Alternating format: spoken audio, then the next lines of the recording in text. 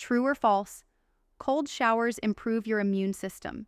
Some people swear by cold showers, claiming they boost immunity, increase energy, and make you tougher. But can turning the tap to freezing actually make your immune system stronger?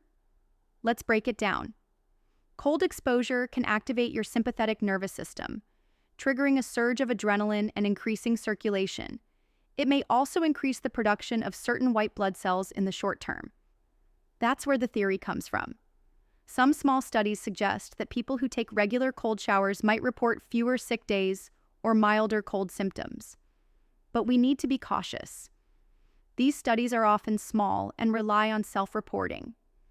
There's also evidence that cold water immersion can reduce inflammation and help with muscle recovery, which may indirectly support general health, but that doesn't mean it prevents infection.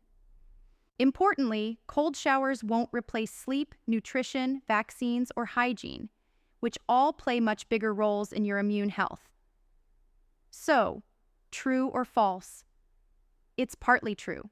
Cold showers may have a mild, indirect benefit on your immune system, but they're not a miracle cure, and the evidence is still limited.